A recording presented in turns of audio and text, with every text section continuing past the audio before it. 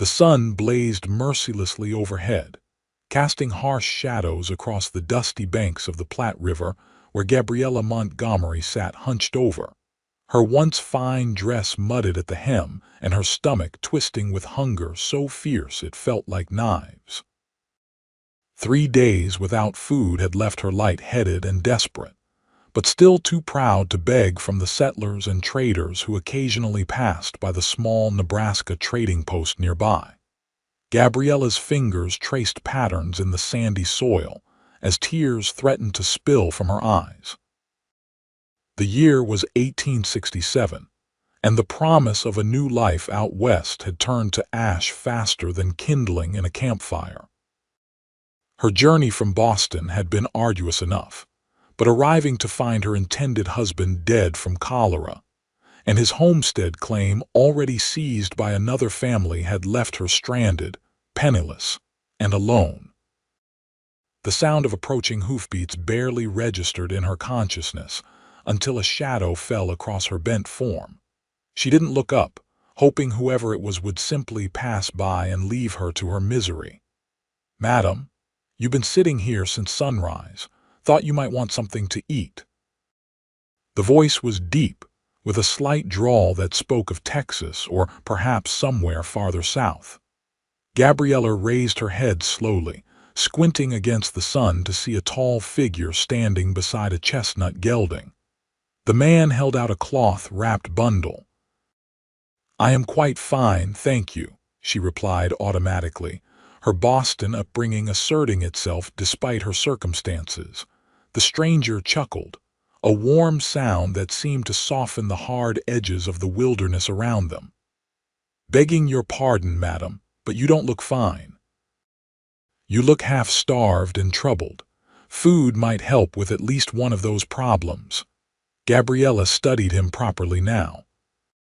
He wore the practical garb of a working cowboy, faded denims, a cotton shirt with the sleeves rolled up revealing sun-browned forearms, and a wide-brimmed hat that shadowed his features. When he crouched down to her level, she saw a face weathered by sun and wind, keen blue eyes, and a neatly trimmed beard shot through with strands of auburn. "I'm Fletcher Ross," he said, unwrapping the bundle to reveal jerky, cornbread, and dried apple slices.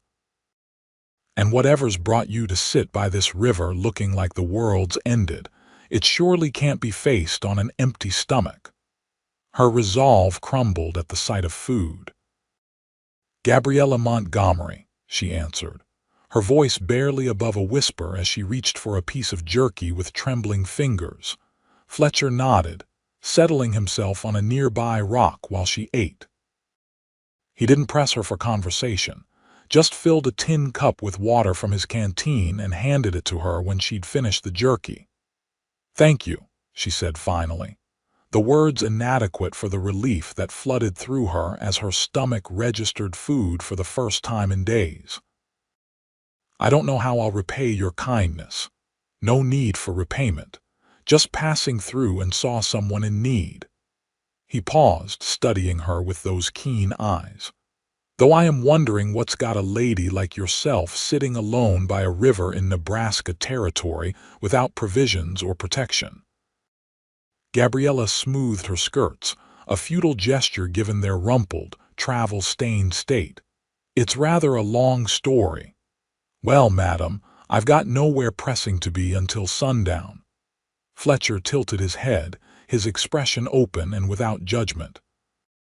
Perhaps it was the food giving her strength, or simply the relief of finding one kind soul in the vast wilderness. But Gabriella found herself telling this stranger her tale, how she'd come west as a mail-order bride to a man she'd only exchanged letters with, how she'd arrived to find him 3 days in his grave, and how his neighbor had already claimed both his land and possessions by the time she'd reached the homestead. "And now I find myself without funds, without shelter, and without prospects," she concluded, fighting to keep her voice steady. "I was attempting to determine my next course of action when you happened along." Fletcher had listened without interruption, his expression growing more troubled as her story unfolded. "That's a hard turn of fate, Miss Montgomery, and that neighbor had no right to claim property that should have passed to you as the intended wife." "We were not yet married," Gabriella pointed out, "and I have no documentation to prove my claim. Still ain't right." Fletcher stood, dusting off his trousers. "Where are your things?" She gestured vaguely toward the small trading post visible in the distance. "The proprietor allowed me to leave my trunk in his storeroom while I considered my options." Fletcher extended his hand to help her up. "Well, first things first. Let's get you properly fed and situated for the night. Tomorrow we can figure out your next steps." Gabriella hesitated, acutely aware of how improper it was to accept further assistance from a strange man. Yet what choice did she have? "That's very kind, Mr. Ross, but I couldn't impose. It's no imposition. I've got business at the Harris Ranch about 5 miles from here. Mrs. Harris is always looking for help with her boarding house in town. Might be a way for you to get back on your feet." Hope flickered within her for the first time in days. "You think she might hire me?" "Won't know till we ask," Fletcher replied with a small smile. "Can you ride?" "My horse can carry double to the trading post, and we can see about getting you your own mount from there." 20 minutes later, Gabriella found herself seated behind Fletcher on his gelding, her hands tentatively resting at his waist as they rode toward the trading post. She was acutely conscious of the impropriety of their position, but the alternative remaining by the river, until hunger or exposure claimed her, was unthinkable. The trading post was a sturdy log structure with a wide porch that housed a collection of barrels, crates, and a pair of weather-beaten chairs where old-timers could sit and exchange news. Inside, it smelled of coffee, leather, and tobacco. The proprietor, a grizzled man named Jenkins, nodded in recognition when she entered with Fletcher. "Thought you might have moved on, Miss Montgomery," Jenkins remarked, eyeing Fletcher curiously. "Mr. Ross has kindly offered to escort me to town, where I might find employment," Gabriella explained, keeping her tone as dignified as possible despite her bedraggled appearance. Jenkins raised an eyebrow but made no comment about the arrangement. Instead, he addressed Fletcher. "You heading to the Harris place?" Fletcher nodded. "Need to discuss some cattle business with John. Thought Mrs. Harris might have use for a new girl at her boarding house, too." "Likely she does. Lost her kitchen help last month when Sally Winters ran off with that drummer from St. Louis." Jenkins scratched his beard thoughtfully. "Miss Montgomery's got education, though. Might be overqualified for kitchen work." Gabriella stepped forward.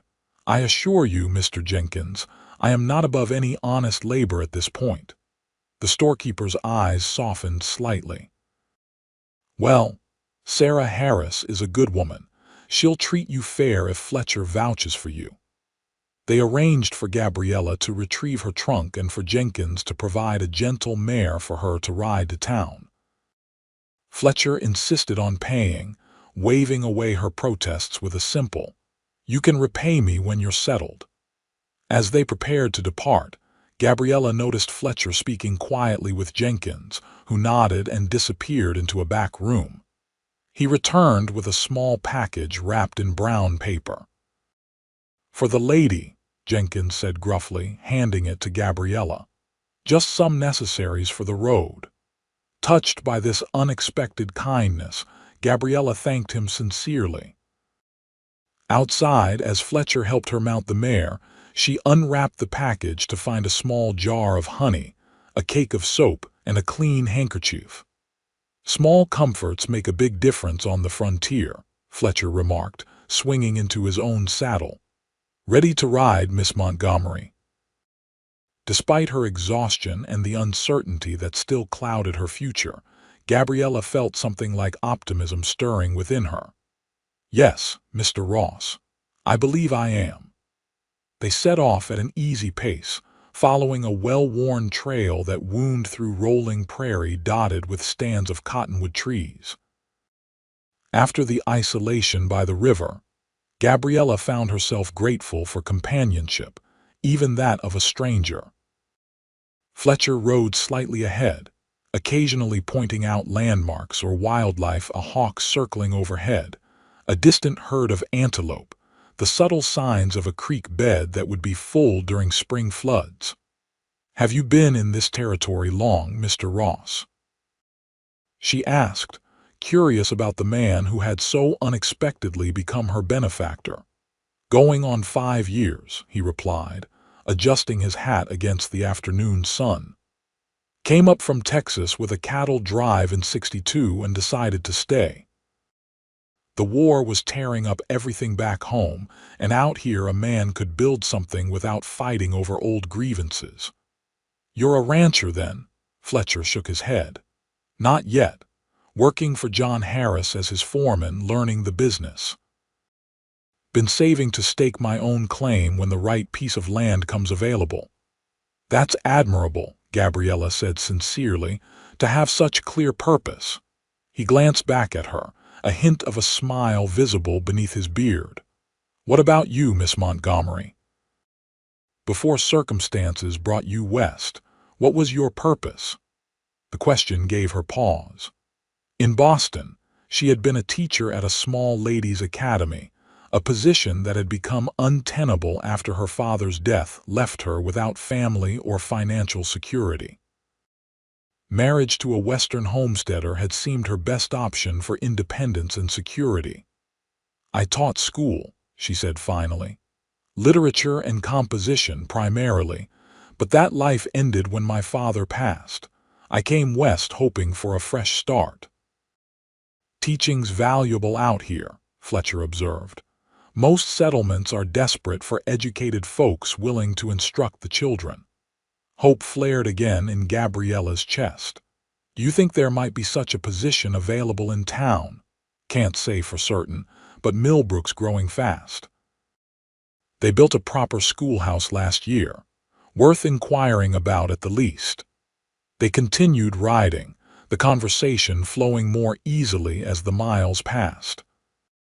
Fletcher told her about the Harris Ranch, about the town of Millbrook with its 300 souls, about the challenges and rewards of life on the frontier. Gabriella found herself laughing at his dry observations about local characters, and hanging on his descriptions of the beauty to be found in the harsh landscape. By late afternoon, they crested a rise, and Gabriella saw a cluster of buildings nestled in a shallow valley ahead Millbrook, her potential salvation. The town wasn't large, but it was substantially more developed than she had expected, with a main street lined with wooden buildings, a church steeple rising above the rooftops, and scattered homesteads surrounding the central settlement. "It's larger than I anticipated," she remarked, relief evident in her voice. "Growing every month," Fletcher confirmed. "Railroads coming through next year, which will change everything. Mrs. Harris's boarding house is that 2-story building near the end of the main street." They rode into town, just as the sun was beginning its descent toward the horizon. Millbrook was alive with early evening activity, shopkeepers closing up for the day, cowboys fresh from the surrounding ranches heading toward the saloon, women carrying baskets of purchases or calling children home for supper. Gabriella felt conspicuous in her travel-stained dress, acutely aware of curious glances from townspeople noting the newcomer. The Harris boarding house was a well-maintained structure, painted a cheerful yellow with white trim. A broad porch wrapped around the front, furnished with several rocking chairs and potted geraniums. As they dismounted and tied their horses to the hitching post, the front door opened, and a plump, pleasant-faced woman in her 40s emerged, wiping her hands on her apron. "Fletcher Ross. What brings you to town ahead of schedule?" Her eyes moved from Fletcher to Gabriella, curiosity evident in her expression. Evening, Mrs. Harris. I've brought someone I think you might like to meet. Fletcher gestured to Gabriella. This is Miss Gabriella Montgomery. She's had some misfortune and is looking for employment. I recalled you mentioning needing help after Sally departed. Sarah Harris assessed Gabriella with kind but shrewd eyes. Is that so? Well, come in, both of you. Supper's nearly ready and we can talk over a hot meal. The interior of the boarding house was spotlessly clean and comfortably furnished, with a parlor to the right of the entrance hall and a large dining room to the left. Delicious aromas wafted from what Gabriella presumed was the kitchen at the rear of the house. You look dead on your feet, dear, Mrs. Harris said to Gabriella. Let's get you settled in a room first. You can wash up before we eat. Without waiting for a response, the older woman led Gabriella upstairs to a small but neat bedroom at the back of the house. A narrow bed with a colorful quilt, a washstand with pitcher and basin, a small dresser, and a hook on the wall for clothing were its only furnishings, but to Gabriella, it looked like paradise after her days of uncertainty. Fletcher can bring your trunk up later, Mrs. Harris said. There's fresh water in the pitcher. Supper's in 20 minutes. Left alone, Gabriella sank onto the bed, overwhelmed by the rapid change in her fortunes. Just that morning, she had been contemplating the bleakest of futures.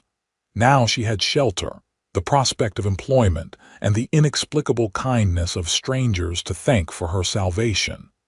She allowed herself a moment of tears, not of despair this time, but of profound relief. After washing her face and hands and doing what she could to improve her appearance, Gabriella made her way downstairs.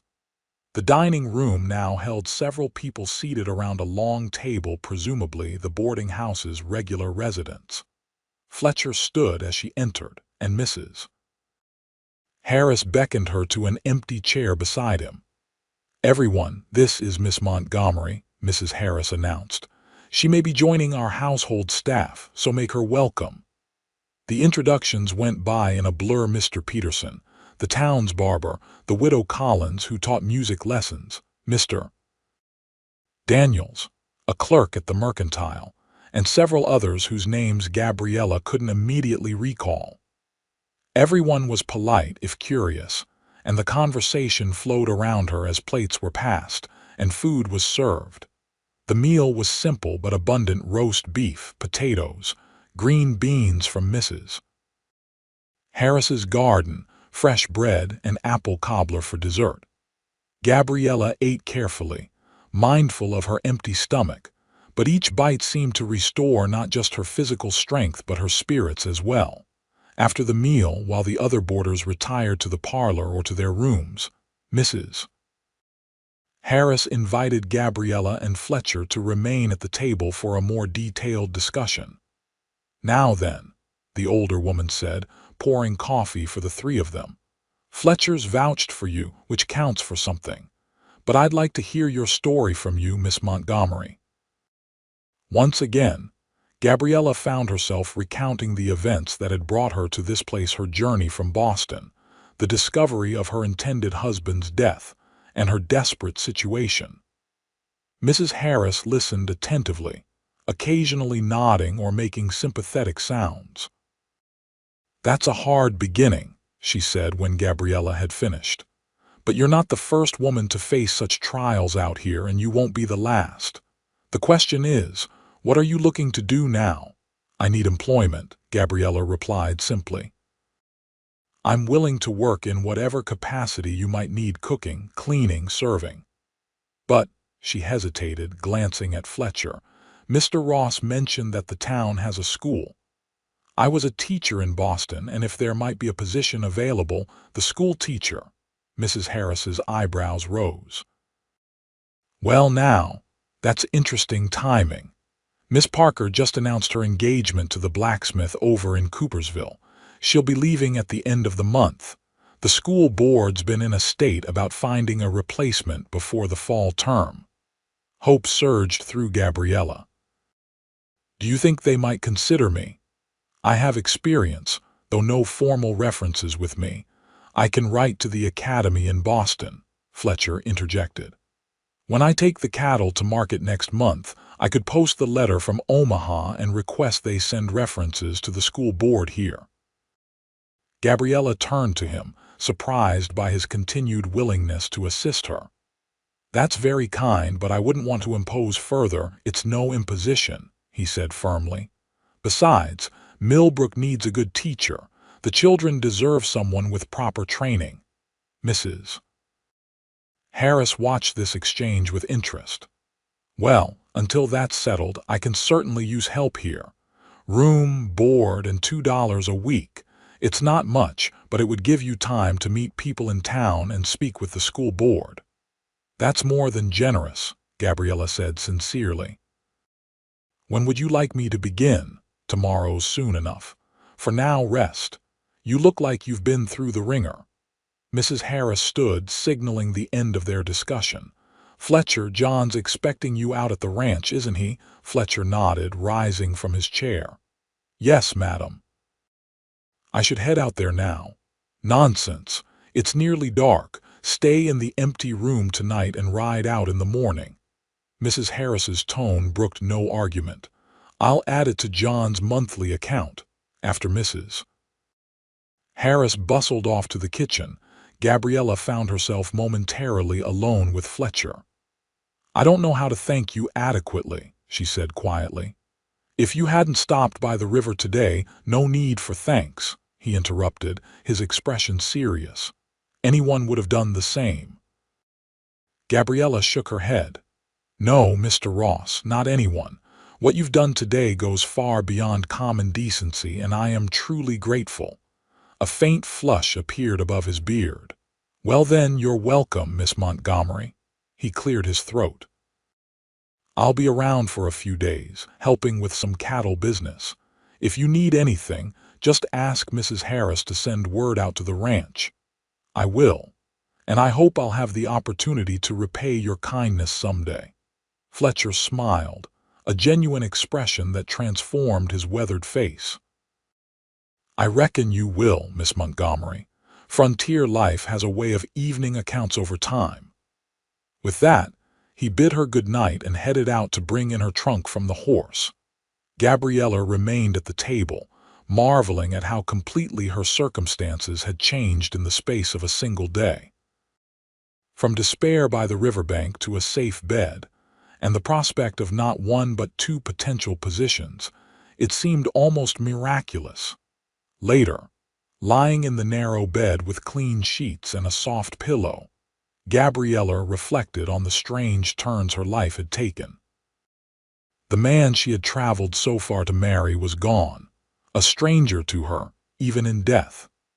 Yet in his place, she had found unexpected kindness from Fletcher Ross, a man she knew almost nothing about, yet who had altered the course of her future through a simple act of charity. As sleep claimed her, Gabriella wondered what tomorrow would bring in this new life on the frontier, and whether Fletcher Ross might feature in it beyond his role as her unexpected rescuer. The next morning dawned clear and bright, with sunshine streaming through the small window of Gabriella's room.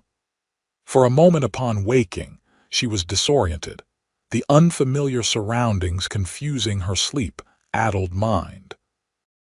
Then the events of the previous day rushed back, and with them came a surge of gratitude that brought tears to her eyes. She dressed quickly in the cleanest of her travel-worn garments, making a mental note to ask Mrs. Harris about laundry facilities. After pinning her dark hair into a simple but neat bun, she made her way downstairs, following the enticing aromas of coffee and bacon. The kitchen was a large, warm space dominated by a massive iron stove and a long work table. Mrs. Harris stood at the stove, efficiently managing several pans at once, while a young girl of perhaps 14 or 15 arranged plates on a serving tray. "Good morning, Miss Montgomery," Mrs. Harris called cheerfully. "You're just in time to help Betsy serve breakfast." "This is my daughter, Elizabeth," "Betsy, this is Miss Montgomery, who will be helping us for a while." The girl Betsy offered a shy smile and a quick curtsy. "Pleased to meet you, miss." "Likewise, Elizabeth," Gabriella replied warmly. "And please call me Gabriella. How can I assist with breakfast?" For the next hour, Gabriella helped serve the boarding house residents, clear dishes, and clean up after the meal. The work was straightforward, if physically demanding, and she found herself enjoying the simple routine of it. Mrs. Harris was an efficient taskmaster, but not an unkind one, and Betsy was eager to explain the household systems to the newcomer. "Mr. Ross already left for the ranch," Betsy informed her as they washed dishes together. "He asked Ma to tell you he'd speak with Mr. Winters about the teaching position when he's in town tomorrow for the cattle auction." "Mr. Winters, he's head of the school board," Betsy explained. "He owns the general store and is married to the pastor's sister."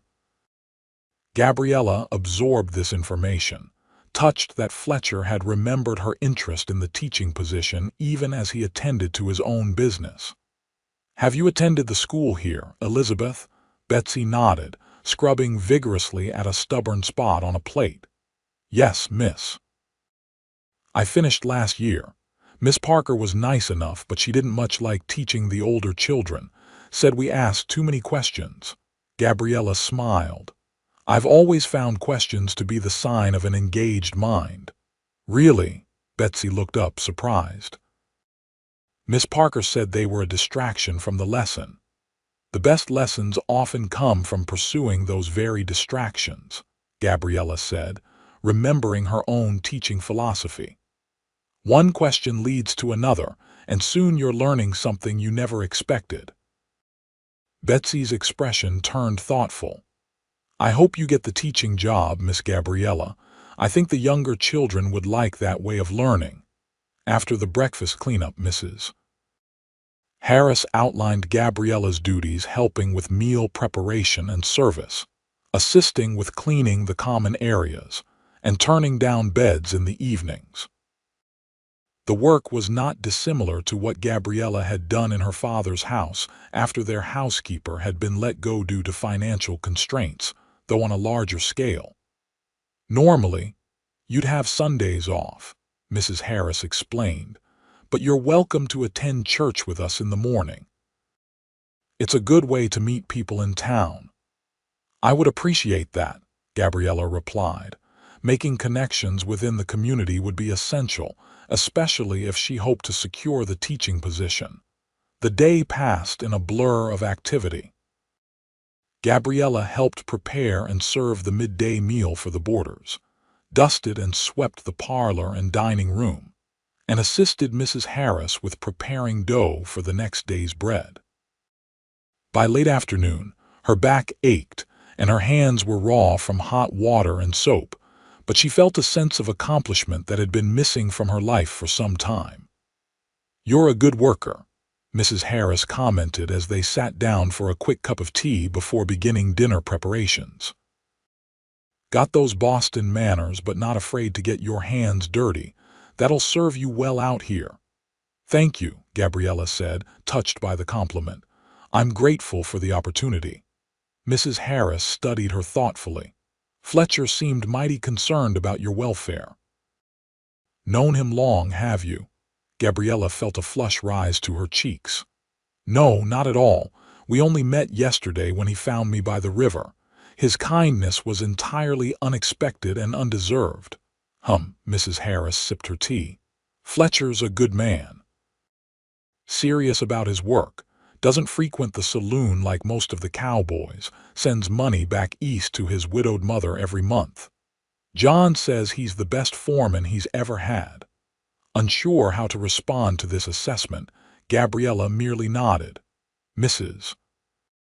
Harris seemed to be implying something beyond a simple character reference, but Gabriella was too exhausted to puzzle it out.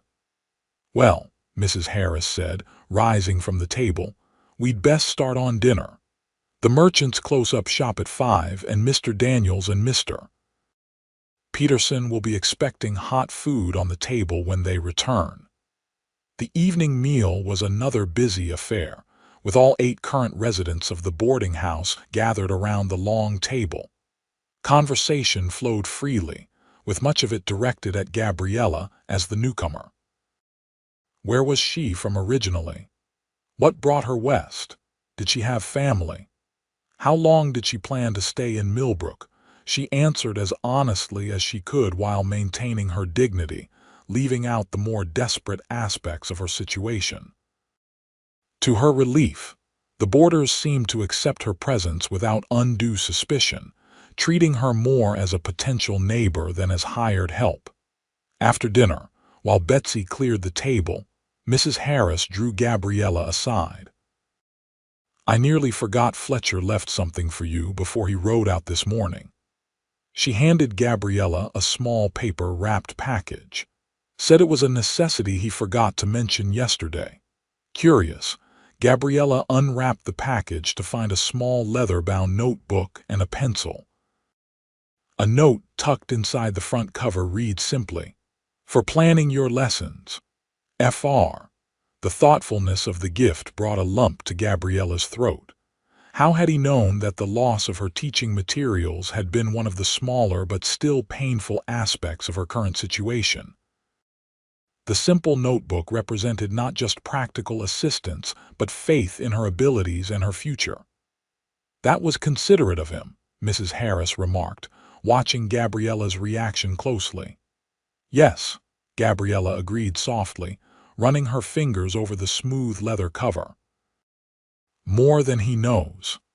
That night, despite her physical exhaustion, Gabriella stayed up late by candlelight, making notes in her new notebook.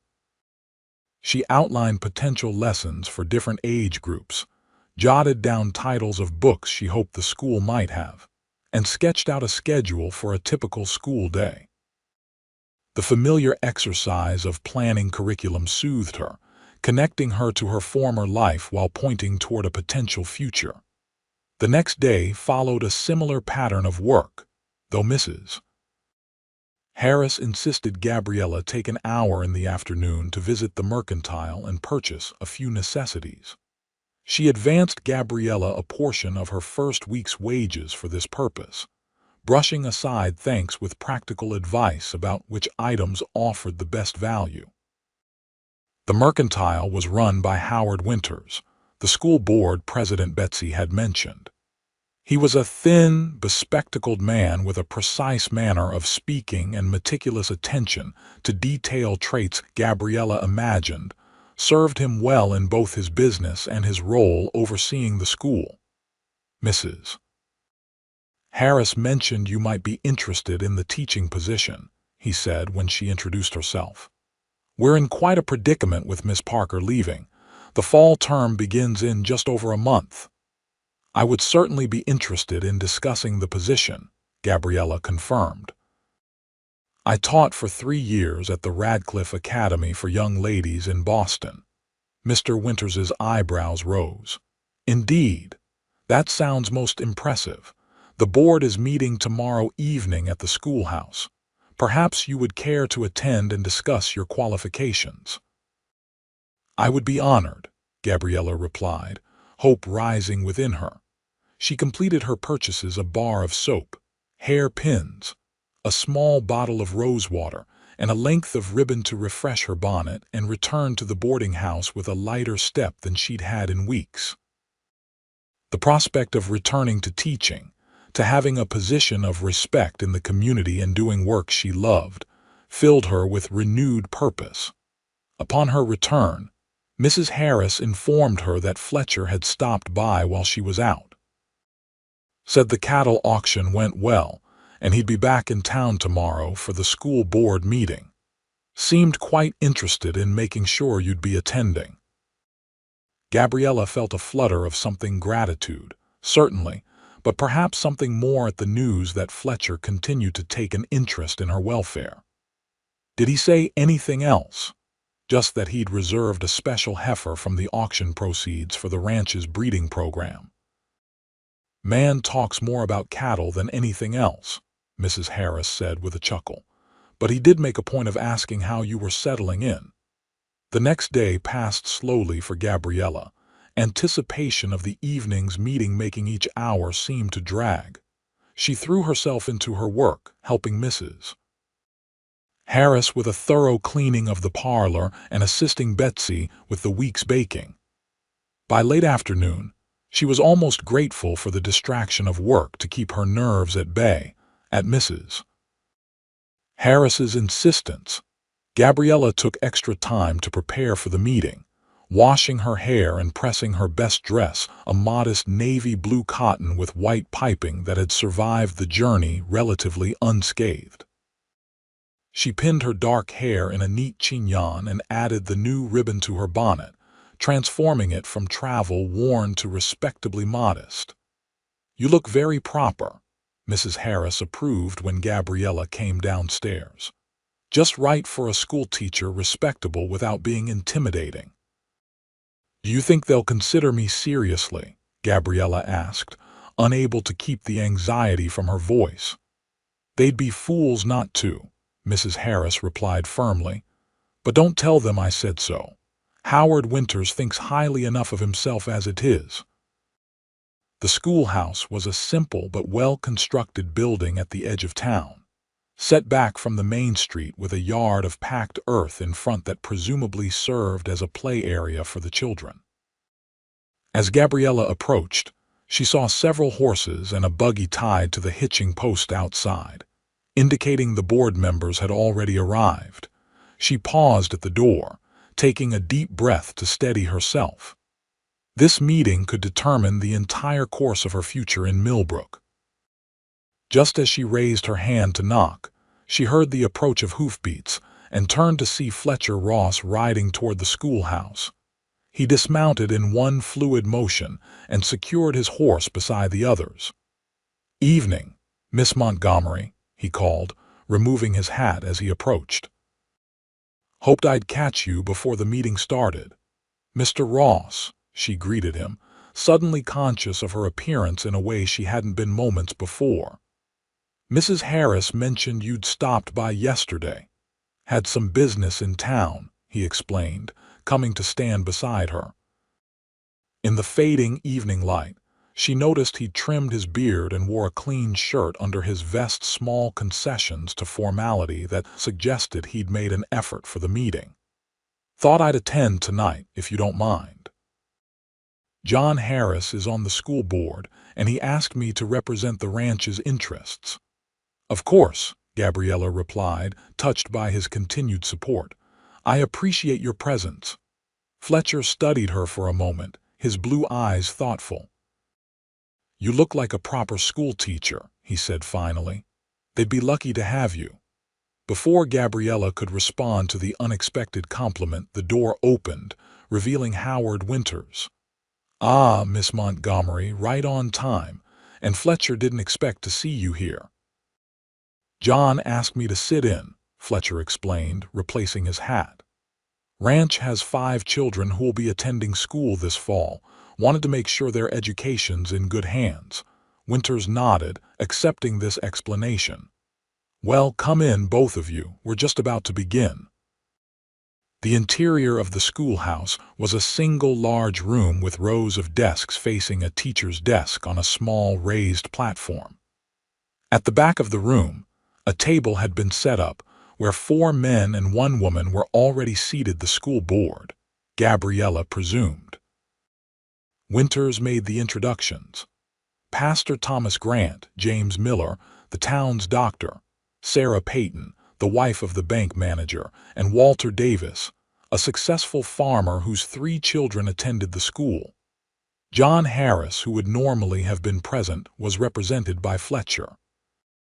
"Miss Montgomery has expressed interest in the teaching position," Winters explained to the group. "She comes to us from Boston, where she taught at the Radcliffe Academy for Young Ladies." This announcement created a stir of interest among the board members.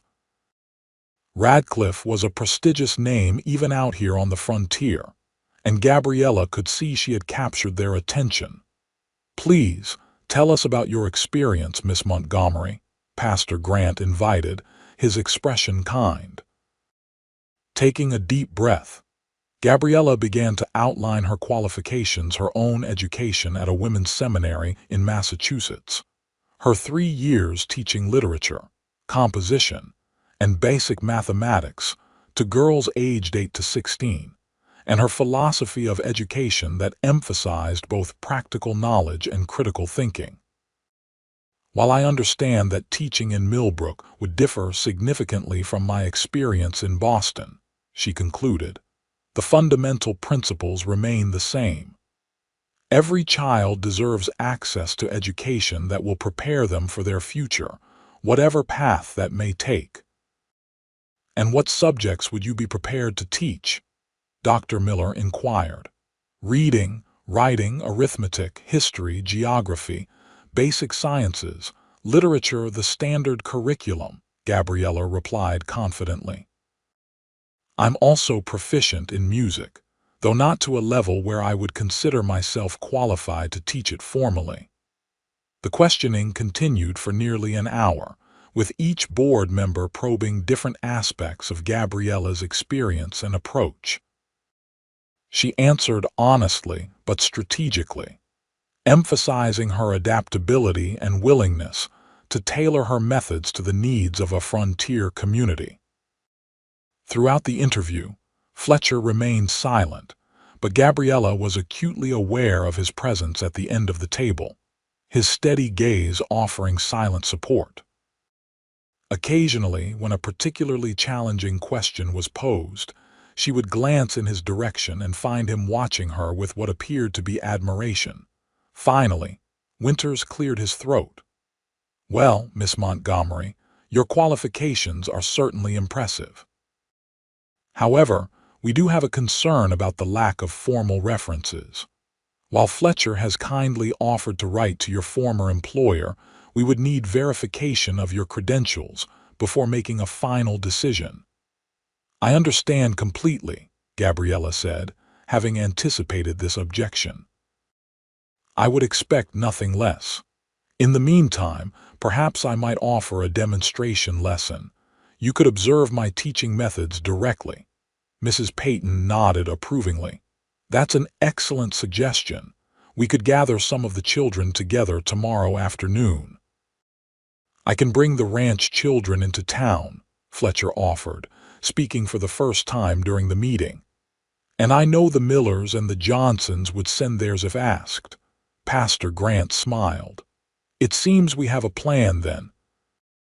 Miss Montgomery, would you be willing to prepare a sample lesson for tomorrow at, say, 2 o'clock? We could have children from ages 6 to 14, giving you a range of abilities to work with. I would be delighted, Gabriella agreed, her mind already racing with possibilities. As the meeting concluded, Gabriella felt cautiously optimistic. The board members had seemed genuinely interested in her qualifications, and the opportunity to demonstrate her teaching abilities was more than she had hoped for at this stage. Outside the schoolhouse, Fletcher fell into step beside her as they walked back toward town. The evening had grown cooler, and stars were beginning to appear in the darkening sky. You impressed them, he said after they had walked in companionable silence for a few moments. Even Winters, and he's not easily impressed. I hope so, Gabriella replied. Teaching is. It's more than just a job to me, it's a calling. Fletcher nodded. Could tell that from how you spoke about it. Your face lights up when you talk about teaching, same way some men's do when they talk about a woman they love. The unexpected comparison made Gabriella blush, and she was grateful for the dimming light that hid her reaction. What will you be doing after the cattle business is concluded? She asked, changing the subject. Heading back to the ranch, Fletcher said. Calving season's coming up and we're short-handed as it is. He paused. Though I expect I'll be in town more regularly in the future. John's getting older, doesn't ride out as much as he used to. Someone needs to represent the ranch's interests here. I see, Gabriella said, uncertain why this information should please her as much as it did. Well, I'm grateful for your continued assistance with the school board. Without your intervention, I'm not sure where I would be now." Fletcher stopped walking and turned to face her, his expression serious in the fading light. "Miss Montgomery Gabriella, I want you to know that I didn't speak up for you out of pity or mere charity. From the moment I saw you by that river, I recognized something in you, a strength, a determination despite your circumstances. You don't need my help, not really. You'd have found your way regardless." His words, spoken with such sincerity, touched something deep within her. "Nevertheless," she said softly, "I'm glad our paths crossed, Mr. Ross." "Fletcher," he corrected. "Out here, formality doesn't last long between friends." "Fletcher," she echoed, testing the familiarity of his given name. "Then you must call me Gabriella, as my friends do." He smiled, the expression warming his features. "Gabriella, it suits you, elegant but with strength behind it." They resumed walking, and Gabriella was conscious of a subtle shift in the atmosphere between them, a new awareness, a tentative connection that went beyond the circumstantial bond of rescuer and rescued. When they reached the boarding house, Fletcher declined Mrs. Harris's invitation to come inside, citing the need to return to the ranch. "I'll be back tomorrow with the children for your lesson," he told Gabriella. "Any particular subject you're planning to teach?" "I thought a geography lesson on the Western Territories," she replied. "Something relevant to their lives, but that might expand their horizons as well." Fletcher nodded approvingly. "Sounds perfect. Till tomorrow, then." As she watched him ride away, Gabriella felt a curious mixture of emotions: gratitude, certainly, but also a flutter of anticipation at the thought of seeing him again the next day. It was too soon, she told herself firmly, to be developing any sort of attachment. Her situation was still precarious, her future uncertain. Yet she couldn't deny that Fletcher Ross had come to represent something beyond mere assistance. He had become a connection to this new place, a reason to hope that she might find not just survival but belonging in Millbrook. With these thoughts swirling in her mind, Gabriella entered the boarding house, eager to begin planning the lesson that might secure her future, and perhaps bring her into more regular contact with the intriguing Cowboy, who had changed the course of her life, with a simple offer of food by a riverbank. The next morning, Gabriella woke before dawn, her mind already racing with preparations for the demonstration lesson. She had spent several hours the previous night planning, filling pages of the notebook Fletcher had given her with outlines, questions, and potential activities. Mrs. Harris, seeing her determination, lightened her morning duties and offered the use of the dining room table for preparing materials. "Teaching's more important than dusting," she declared, waving away Gabriella's protests. "Besides, if you get this position, you'll be boarding here anyway. Might as well get used to having you underfoot with books and papers spread everywhere." By noon, Gabriella had prepared a map of the Western Territories drawn on a large sheet of butcher paper, written out several short readings about different regions, and created a simple question sheet for the older children. She had also rehearsed her introductory talk multiple times, making adjustments to ensure it would be accessible to the youngest students while still engaging the older ones. At 1:30, she changed into her navy dress again and pinned her hair into a neat bun at the nape of her neck. Her reflection in the small mirror above her washstand showed a woman transformed from the desperate figure who had sat by the river just days ago, still the same person, but with purpose and hope restored. "You look ready to take charge of a classroom, Mrs. Harris commented when Gabriella came downstairs. "The children will be fortunate indeed if the board has any sense." Gabriella smiled gratefully. "Thank you for everything you've done to make this possible." Mrs. Harris waved away her thanks. "Nonsense. You're doing the work yourself." I'm just providing a place to do it from." They walked together to the schoolhouse, Gabriella carrying her carefully prepared materials. Already a small crowd had gathered, parents with children in tow, several board members and other curious townspeople. The impromptu demonstration had apparently become something of a community event. Fletcher was already there, surrounded by 5 children ranging in age from about 6 to 13, the Harris Ranch children, she presumed. When he saw her approach, he excused himself from a conversation with Dr. Miller and came to meet her. "Quite a turnout," he remarked, taking the rolled map from her before she could protest. Word spread that Boston education was coming to Millbrook, and suddenly everyone wants to see what that looks like. "I didn't realize it would be such a public affair," Gabriella said, feeling a flutter of nerves for the first time. "I thought just the board members. It's a small town," Fletcher reminded her with a gentle smile. "Everything's a public affair, but don't worry, they're all hoping you'll do well. Town needs a teacher badly." His confidence bolstered her own, and Gabriella straightened her shoulders. "Well then, I shall endeavor not to disappoint them." Inside the schoolhouse, the children were being settled into the desks by their parents. Gabriella counted 17 in total, a manageable number for a demonstration, but enough to give her a sense of the range of ages and abilities she would be working with if she secured the position. Howard Winters called for attention from the back of the room. "Ladies and gentlemen, children, as you know, we've gathered today to observe Miss Montgomery, who has applied for the position of teacher at our school. Miss Montgomery comes to us from Boston with impressive credentials, and she has kindly agreed to provide a sample lesson so we can assess her teaching methods. Miss Montgomery, whenever you're ready."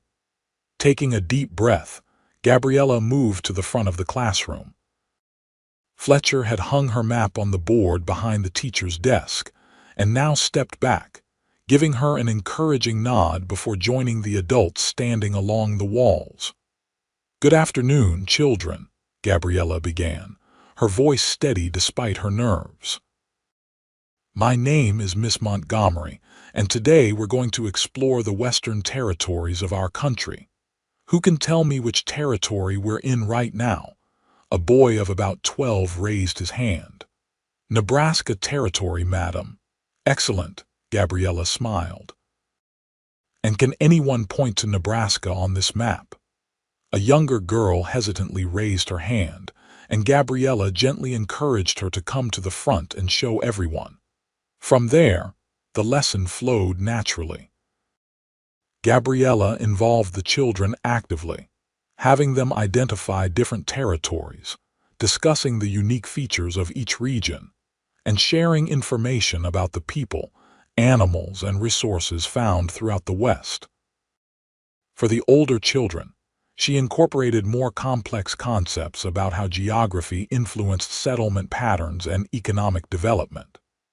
For the younger ones, she used colorful descriptions and simple analogies to make the information accessible. Throughout, she maintained a warm but authoritative presence, praising good answers while gently correcting misconceptions. As the lesson progressed, Gabriella found herself relaxing into the familiar rhythm of teaching. This was what she was meant to do, guiding young minds, witnessing the moment of understanding dawn on a child's face, fostering curiosity about the world beyond their immediate experience. Occasionally, she would glance toward where Fletcher stood with the other adults. Each time, she found him watching her intently, his expression a mixture of admiration and something deeper she couldn't quite identify.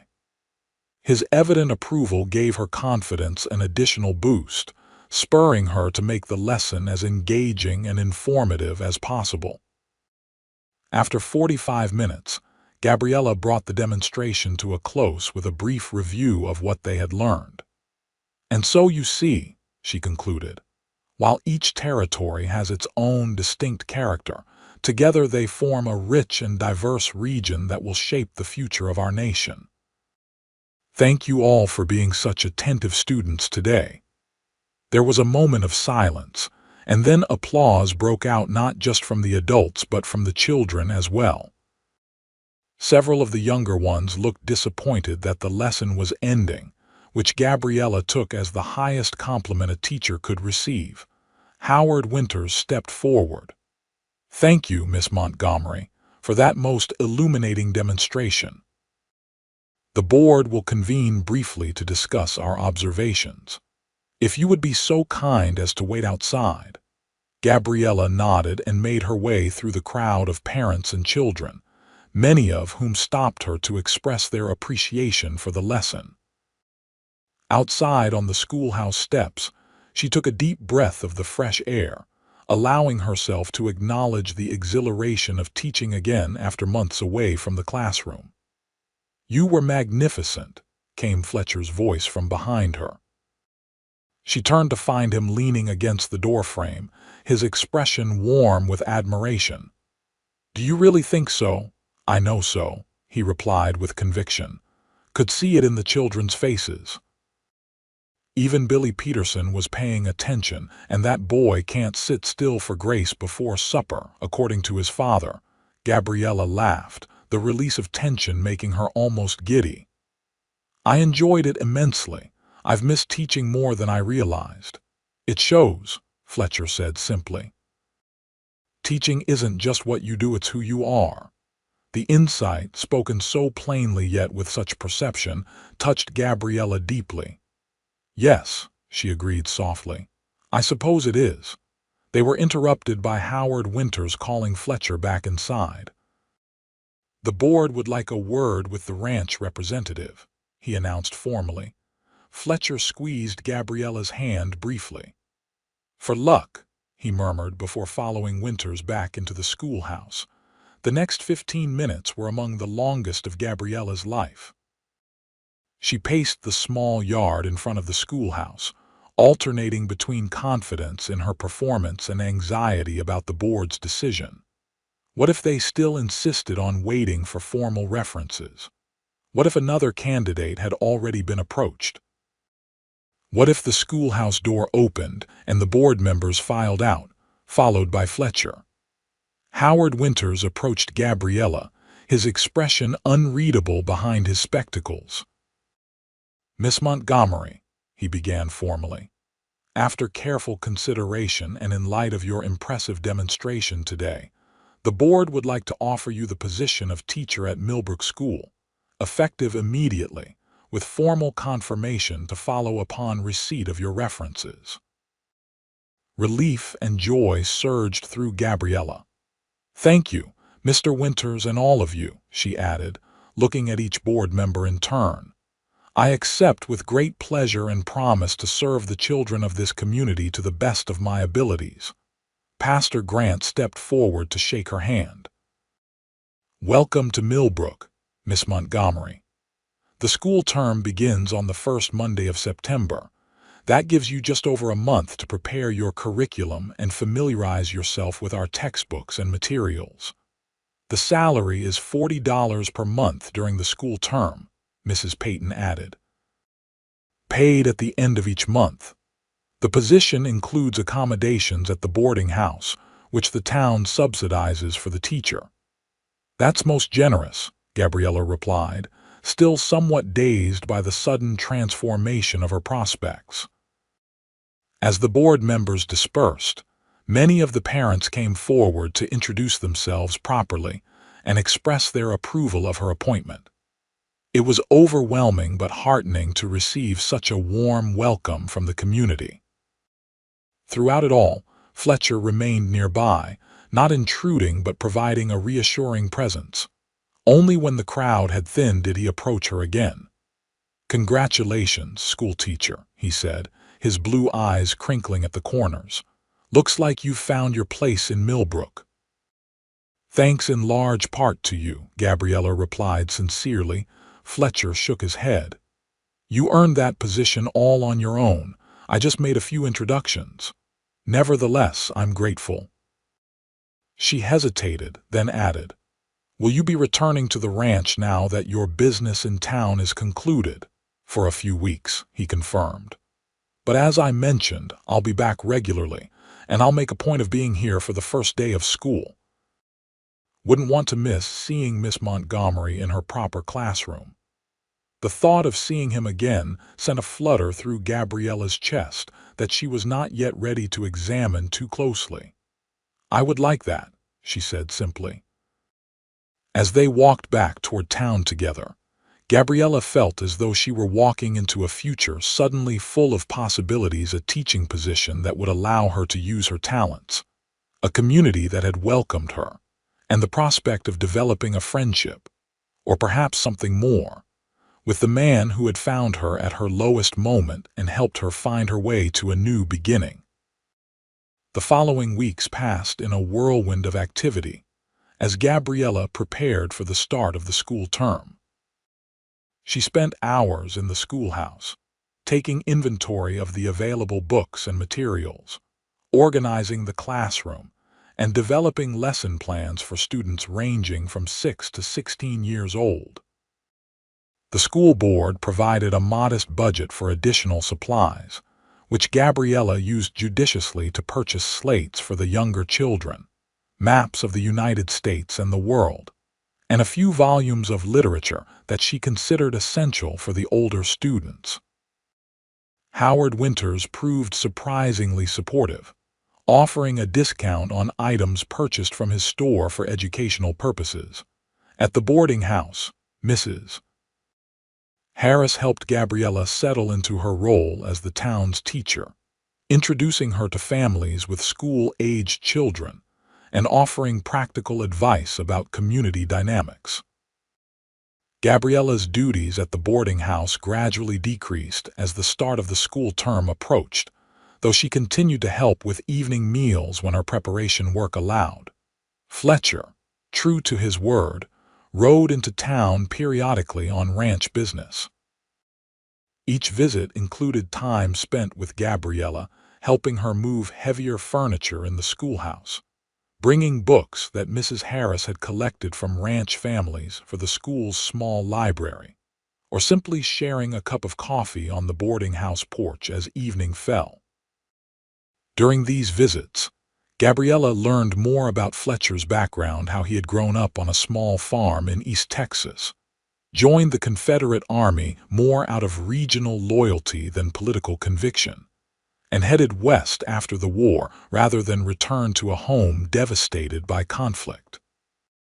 He spoke of his dreams of establishing his own ranch someday, of the satisfaction he found in working with animals and land, of the freedom the frontier offered to build something new.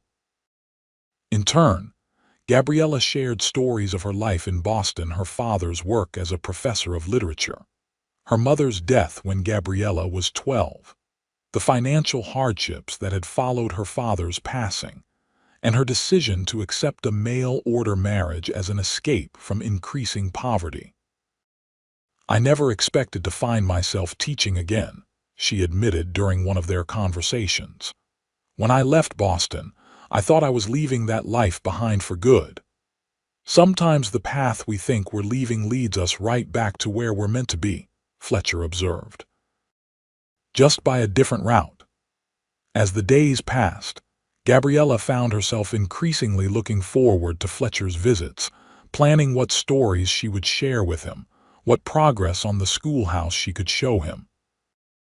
When he was away at the ranch, she caught herself thinking of him at odd moments, wondering what he would think of a particular lesson plan, imagining his reaction to a funny incident at the boarding house, picturing his smile when she described her latest achievement. It was during the final week before school was to begin that Gabriella finally acknowledged to herself what these feelings signified. Fletcher had ridden into town with John Harris to attend a town meeting about the coming railroad, and afterward, he had walked Gabriella back to the boarding house through a perfect late summer evening. They had paused on the porch, reluctant to end their conversation about the changes the railroad would bring to Millbrook. The setting sun had cast golden light across Fletcher's features, highlighting the auburn in his beard and the warmth in his eyes as he described his hopes for the community's future. In that moment, watching him speak so passionately about a place he had chosen to make his home, Gabriella realized with sudden clarity that she had fallen in love with this man who had entered her life by chance, but had become essential to her happiness through his kindness, his integrity, and his quiet strength. The realization both thrilled and terrified her. It was too soon. Surely they had known each other barely a month. And yet, time seemed to measure differently on the frontier, where life's uncertainties made connections more immediate and genuine. Gabriella. Fletcher's voice broke into her thoughts. "You've gone quiet. Did I bore you with all that talk of cattle prices and railroad schedules?" She smiled, gathering her composure. "Not at all. I was just thinking how different my life is now from what I expected when I came west. And how grateful I am for that difference." Fletcher's expression softened. "I'm glad you found your way here," he said simply. "Millbrook's a better place with you in it." The sincerity in his voice made her wonder if perhaps her feelings might not be entirely one-sided. But before she could find the courage to probe further, Mrs. Harris opened the door to announce that supper was ready, and the moment passed. The first day of school arrived with perfect early September weather, clear skies, mild temperatures, and a gentle breeze that carried the scent of late summer flowers through the open windows of the schoolhouse. Gabriella had been awake since before dawn, too excited and nervous to sleep, reviewing her plans for the day and ensuring everything was in readiness. She arrived at the schoolhouse an hour before the children were due, arranging books and slates, writing a welcome message on the board, and placing a small vase of wildflowers on her desk, a touch of beauty to mark the occasion. As she stood back to survey the room, a knock at the open door drew her attention. Fletcher stood in the doorway, hat in hand, looking somewhat out of place in the academic setting but smiling warmly. "Thought I'd wish the teacher good luck before the hordes descend," he said, stepping inside. "Fletcher," Gabriella couldn't hide her delight at seeing him. "I didn't expect you today. Promised I'd be here for your first day, didn't I?" He glanced around the classroom appreciatively. "Place looks different, more official." "That was the intent," Gabriella said, smoothing her skirts nervously. "You think the children will be intimidated?" Fletcher laughed. "These are frontier children, Gabriella. Takes more than a neatly arranged classroom to intimidate them. But they'll respect the effort you've put in, and they'll respect you for caring enough to make their school a proper place of learning." His confidence in her abilities calmed her nerves somewhat. "I hope so. I want so much for them to love learning as I do." "They will," Fletcher assured her. "Because you do." He hesitated, then reached into his pocket and withdrew a small object. "Brought you something. A token for good luck on your first day." He extended his hand, and Gabriella saw a small, smooth river stone with unusual striations of red and gold running through the gray surface. "It's beautiful," she said, taking it from him. "Found it by the river where we first met," Fletcher explained, a hint of color rising above his beard. "Thought it might remind you how far you've come since that day." The sentiment behind the simple gift touched Gabriella deeply. "Thank you," she said softly. "I'll keep it on my desk as a reminder." Before either could say more, the sound of children's voices approached the schoolhouse. Fletcher squeezed her hand briefly. "You'll be magnificent," he said. "I'll stop by after school lets out to hear all about it." With that, he slipped out the back door of the schoolhouse just as the first students began to file in through the front. Gabriella placed the river stone on her desk, drawing strength from its presence as she welcomed her pupils to their first day of learning. The school day was everything Gabriella had hoped for and more. 23 children in total attended, ranging from 6-year-old twins who had never held a slate before to a 16-year-old boy who admitted sheepishly that he was only there because his mother insisted he complete his education before taking over more responsibilities on the family farm. Gabriella began with introductions, learning each child's name and something about their family and interests. She explained her expectations for behavior and study, then outlined the subjects they would cover during the term. After assessing each student's current level of knowledge, she divided them into groups for reading and arithmetic lessons, making sure to give the older students more advanced work while keeping the younger ones engaged with age-appropriate tasks. By the time the final bell rang at 3 o'clock, Gabriella was exhausted but exhilarated. The children had been eager to learn, respectful of her authority, and genuinely excited about the books and materials she had prepared. Even the teenage boys, whom she had worried might resist a female teacher, had participated willingly in the day's lessons. As the last student departed, Gabriella sank into her chair, her mind already racing with adjustments she wanted to make to tomorrow's lessons based on what she had observed today. She was so absorbed in her thoughts that she didn't hear Fletcher enter until he spoke. "From the looks of those children leaving, I'd say the first day was a success," he remarked, leaning against the doorframe. Billy Peterson was actually explaining something about geography to his little sister, which must be a first. Gabriella looked up with a smile of pure happiness.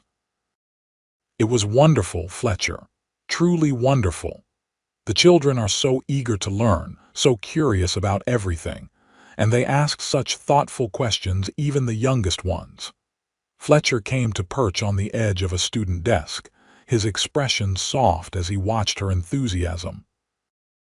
"Knew you'd be perfect for this job. Town's lucky to have found you." "I'm the lucky one," Gabriella replied sincerely. "A month ago I was sitting by that river with no prospects, no hope, and now—" She gestured around the classroom. "Now I have purpose again, a community, a future."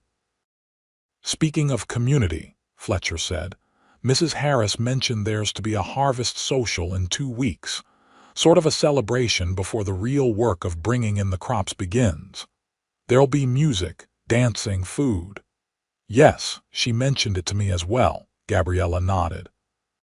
"Several of the mothers have already asked if I'll help the children prepare some recitations for the event." Fletcher cleared his throat. "Well, I was wondering if you might consider attending with me, as my companion for the evening." The formal invitation took Gabriella by surprise, though a pleasant one.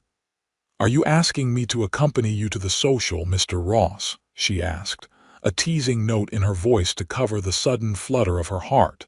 A hint of a smile appeared beneath his beard. "I believe I am, Miss Montgomery." "That is, if you're not already promised to someone else." "I am not," Gabriella assured him, trying to keep her tone light despite the significance she felt in this moment. "And I would be delighted to attend the social with you." "Good," Fletcher said simply, though the pleasure in his eyes spoke volumes more. "I'll look forward to it then." As they walked back to the boarding house together, discussing the events of the school day, Gabriella felt a sense of rightness, of pieces falling into place. The path that had led her west had been far from straight or easy, but standing now beside this man who had become so important to her, she couldn't regret a single step of the journey.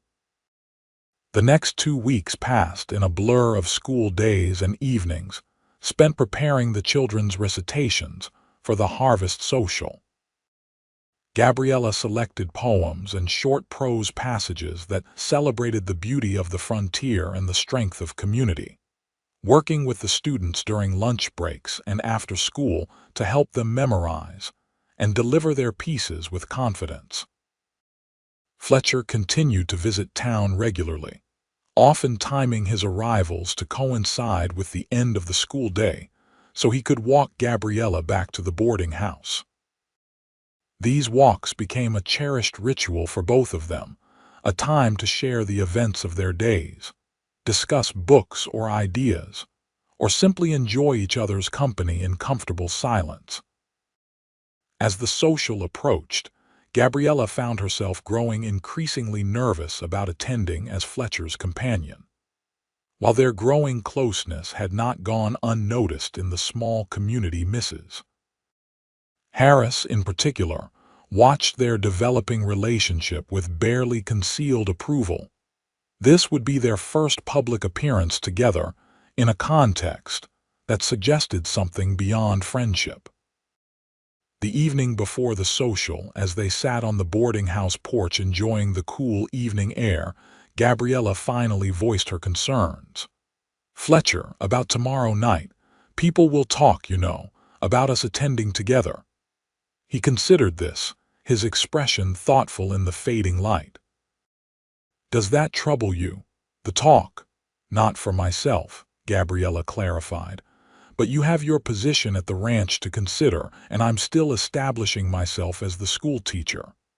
I wouldn't want either of us to face difficulties because of assumptions people might make." Fletcher's mouth quirked in a half-smile. "Gabriella, this is a frontier town. People have more important things to worry about than who attends a social with whom." He paused, then added more seriously, "Unless your concern is that I'm misunderstanding your willingness to accompany me." "No," she said quickly, perhaps too quickly based on the way his smile broadened. "I mean, I am very pleased to attend with you. I just wanted to ensure you had considered the implications." "I've considered them," Fletcher assured her, his voice softening. "Very carefully. In fact, I've been considering a great many things lately, most of them having to do with you." The simple statement, delivered so matter-of-factly, sent warmth spreading through Gabriella's chest. "Have you indeed?" "I have," he confirmed, shifting slightly to face her more directly. "From the moment I saw you by that river, something told me you were going to be important in my life. Every day since has only confirmed that feeling." Gabriella's breath caught at the directness of his words. "Fletcher, you don't need to say anything now," he interrupted gently. "Just know that when I ask you to accompany me tomorrow night, it's not on a whim or without thought to what it might signify to others and to us." With that, he rose from his chair, effectively ending the conversation before Gabriella could formulate a response. "I should head back to the ranch. I'll call for you at 6 tomorrow evening if that suits." "Yes," Gabriella managed, her mind still processing his near declaration. 6 would be perfect." After he had gone, Gabriella remained on the porch for a long time, watching the stars appear in the darkening sky and reflecting on how completely her life had transformed in the space of a few short weeks. From despair by the riverbank to a teaching position she loved, a community that had welcomed her, and now the possibility of a deeper connection with a man whose quiet strength and kindness had captured her heart.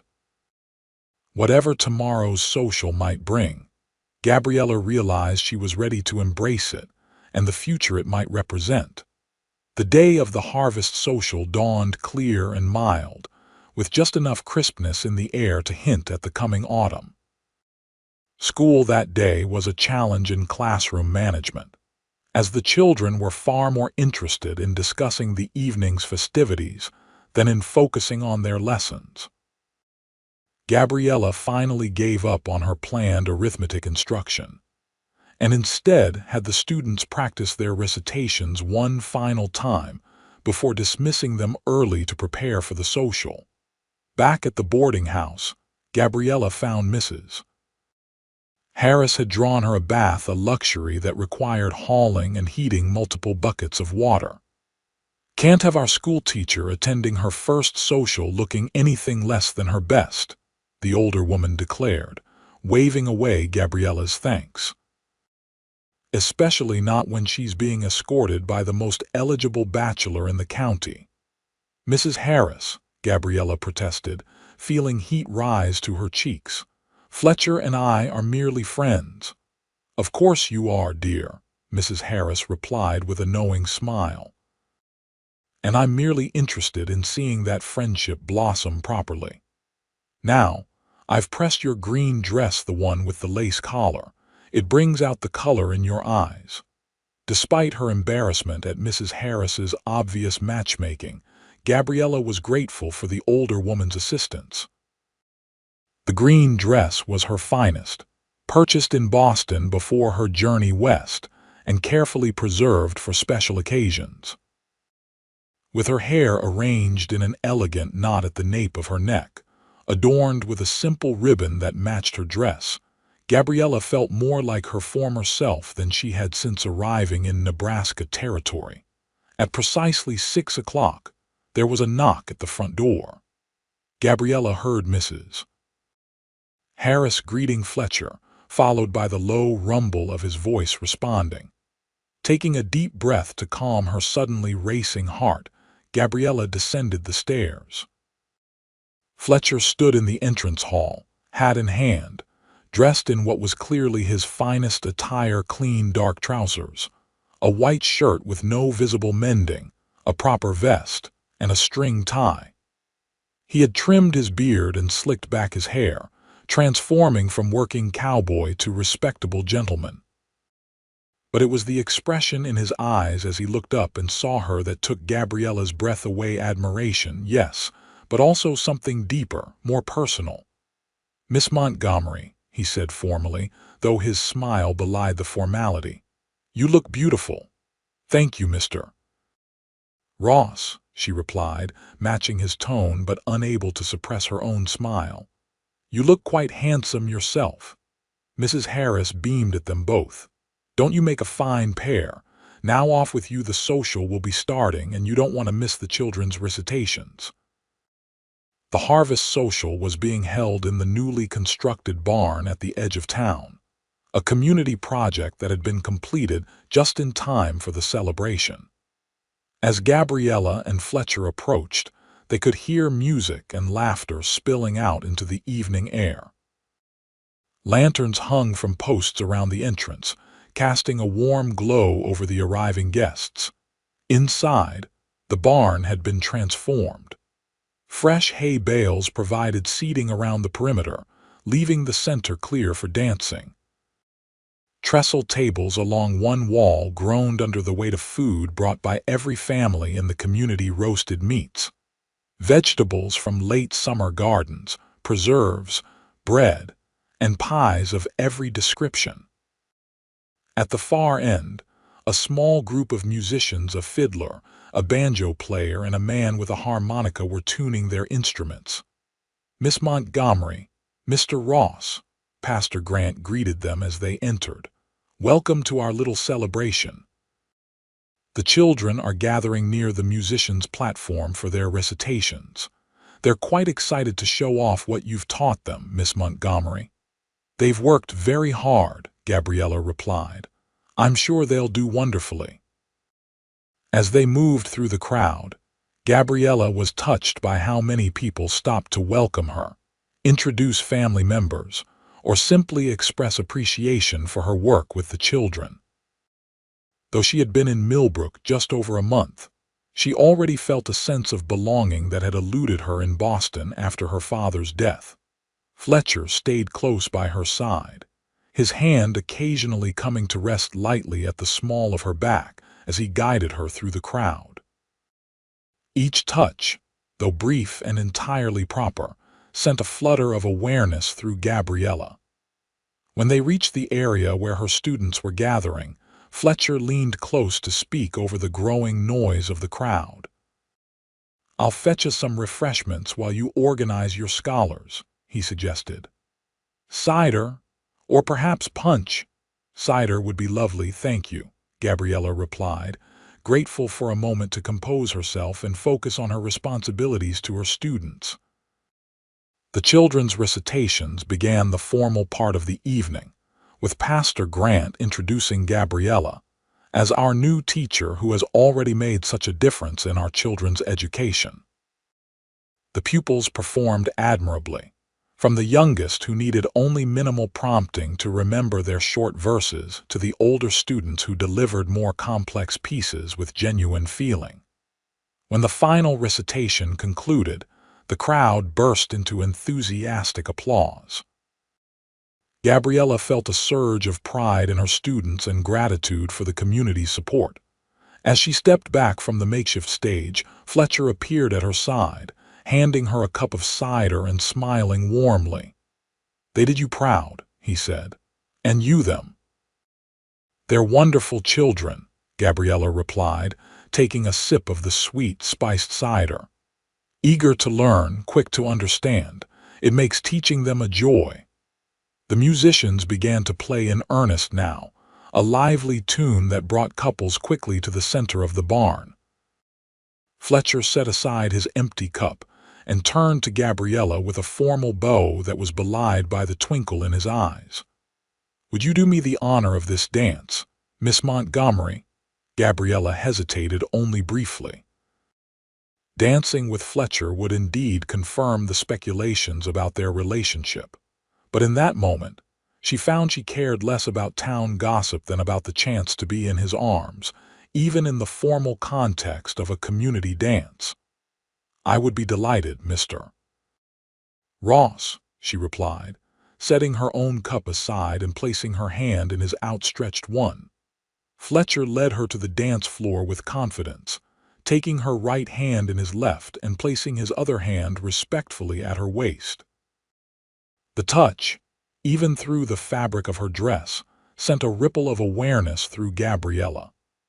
As they began to move with the music, she was pleasantly surprised to discover that Fletcher was an accomplished dancer, guiding her through the steps with easy grace. "You dance very well," she remarked as he turned her smoothly to avoid collision with another couple. "I wouldn't have expected a rough cowboy to know how to waltz," Fletcher finished with a grin. "My mother insisted all her sons learn. Said a man who couldn't dance properly would never find a wife worth having." "A wise woman, your mother," Gabriella replied, returning his smile. "She is that," Fletcher agreed. "She'd like you, I think. You have the same strength of character, the same determination." The casual reference to what his mother might think of her sent a flutter through Gabriella's chest. It suggested Fletcher had thought about a future where they might meet, a future where their relationship had progressed far beyond friendship or casual courtship. As the evening continued, Gabriella and Fletcher danced several more times, but also mingled with the townspeople, accepting congratulations on the children's performances and introductions to families Gabriella hadn't yet met. Throughout it all, Fletcher remained attentive but not possessive, clearly respected by the men and well regarded by the women of the community.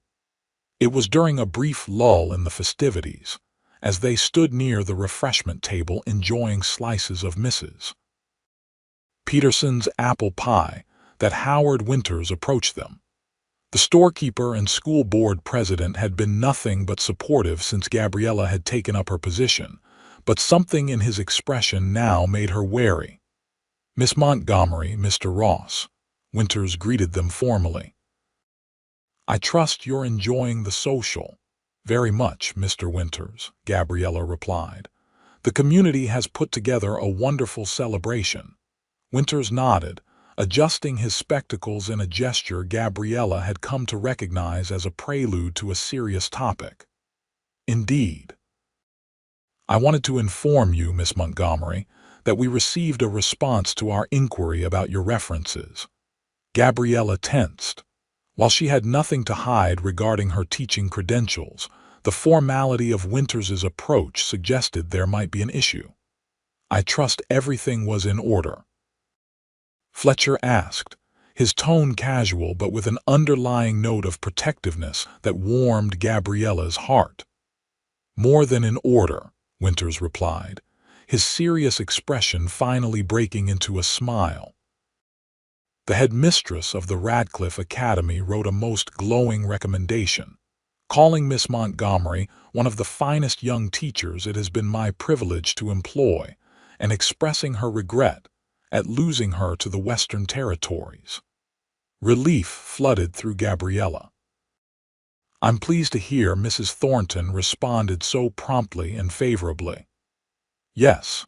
Well, the board wanted me to convey our satisfaction with the confirmation of your credentials," Winters continued, "and to inform you that we are prepared to offer you a contract for the full academic year, with the possibility of renewal next fall."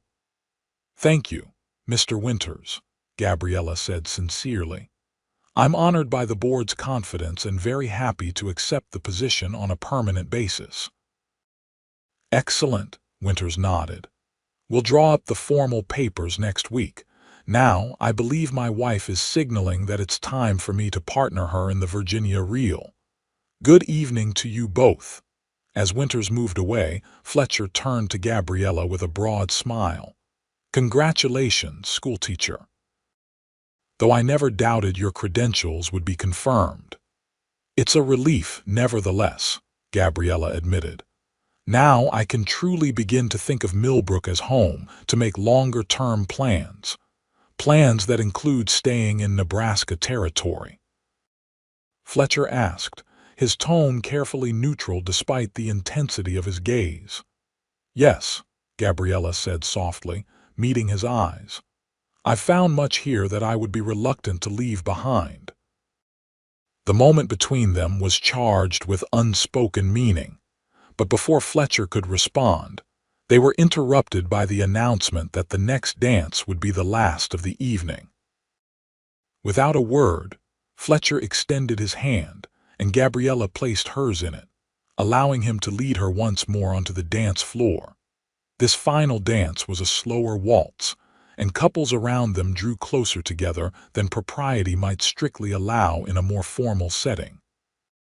Fletcher's hand at Gabriella's waist was slightly more possessive, his gaze more intent as they moved together to the sweet, melancholy melody. "I need to return to the ranch tomorrow," he said after they had danced in silence for several moments. "Cattle drive to the railroad depot next week, then preparations for winter." "I understand," Gabriella replied, trying to hide her disappointment at the thought of not seeing him regularly. "Your work is important." "So is yours," Fletcher acknowledged, "but I was hoping. That is, would you permit me to write to you while I'm away? And perhaps call on you when I return to town?" The formal request, so at odds with the easy companionship they had developed, made Gabriella smile despite her sadness at his imminent departure. "I would like that very much," she said simply. "Good," Fletcher replied, his relief evident. "Because I find myself reluctant to go too long without your company, Gabriella." The admission, spoken low enough that only she could hear, sent warmth spreading through her chest. "As am I without yours, Fletcher." As the final notes of the waltz faded, Fletcher did not immediately release her, instead holding her gaze with an expression that made her breath catch. For a moment, Gabriella thought he might kiss her, right there in the middle of the harvest social with half the town looking on. But then he stepped back, ever mindful of propriety and her reputation, though his eyes promised that this conversation was far from concluded. The walk back to the boarding house was quiet, both of them lost in thoughts of what had been said and what remained unspoken during the evening. The night air had grown cooler, and Fletcher had insisted Gabriella take his coat, draping it around her shoulders despite her protests that he would be cold. At the boarding house steps, they paused, reluctant to end the evening despite the late hour. The porch was deserted, the other boarders either still at the social or already retired for the night. Only a single lamp burned in the entrance hall, casting a soft glow through the front windows. "Thank you for a wonderful evening," Gabriella said, slipping off Fletcher's coat and returning it to him. "I can't remember when I've enjoyed myself more." "Nor I," Fletcher replied, his voice deep in the quiet night. Gabriella, before I go tomorrow, there's something I need to say. Her heart quickened at his serious tone. Yes. Fletcher took a deep breath, as if gathering his courage. When I found you by that river, I had no intention of anything beyond offering help to someone in need. I certainly didn't expect to find myself, weeks later, unable to imagine a future that doesn't include you in it. Gabriella's breath caught at the simple declaration. Fletcher, please, let me finish, he said gently. I know it hasn't been long, and I know you came west with different expectations. I'm not asking for any promises now, just permission to court you properly when I return, to see if what I feel, what I hope we both feel, might grow into something lasting. The earnestness in his expression, the vulnerability beneath his usual confidence, touched Gabriella deeply. You don't need permission, she said softly. But if you want it, yes, I would like that very much. Relief and joy transformed Fletcher's face. He took her hand, raising it to his lips in a gesture that was both formal and deeply intimate. I'll write as often as I can, he promised, and I'll be back in town by the first frost, if not sooner. I'll look forward to both the letters and your return, Gabriella replied, reluctant to withdraw her hand from his. For a moment, they stood in silence, the unspoken depth of their feelings hanging in the air between them. Then, with gentle deliberation, Fletcher leaned forward and placed a single, soft kiss on Gabriella's cheek, a chaste gesture, yet one that held the promise of deeper affection to come. Good night, Gabriella, he murmured, stepping back. Sweet dreams. Good night, Fletcher, she replied, her voice barely above a whisper. Safe travels tomorrow. As she watched him walk away, his figure gradually disappearing into the darkness, Gabriella touched her cheek where his lips had been. From despair by a riverbank, to hope for a future with a man who valued her for exactly who she was, the journey had been unexpected but more precious for its surprises. With a smile that reflected both contentment with the present and anticipation for what was to come, Gabriella turned and entered the boarding house, already composing in her mind the first of many letters she would write to Fletcher Ross during their separation. True to his word, Fletcher wrote regularly during his absence. His letters arrived with the weekly mail delivery, brought by the stage from Omaha. Each one was a treasured connection, not particularly lengthy or flowery, but written in the same direct, thoughtful manner in which he spoke. He described the cattle drive to the railroad depot, the preparations for winter at the Harris Ranch, the prospects for spring calving. More precious to Gabriella were the personal reflections he included, memories of their conversations, observations about books he was reading in the evenings, and increasingly candid expressions of how much he missed her company. Gabriella replied with equal regularity, sharing stories from her classroom, updates on community events, and her own growing feelings for him. Writing to Fletcher became a cherished ritual, usually done in the evening after her schoolwork was complete. Sitting by the window in her room with the river stone he had given her placed on the desk, beside her paper. School continued to be a joy, with the children making steady progress in their studies. Gabriella introduced innovations that raised eyebrows at first, but soon won approval: weekly nature walks to study local flora and fauna, a small lending library that allowed students to take books home to share with their families, and a Friday afternoon session where older students helped teach the younger ones, reinforcing their own learning while developing leadership skills. The first frost came in late October, painting the prairie grasses with silver and edging the river with delicate ice crystals. Gabriella woke that morning with a flutter of anticipation, knowing that Fletcher's return must be imminent. At school, she found herself glancing out the window more often than usual. her mind straying from the lesson at hand to thoughts of seeing him again after nearly 2 months apart.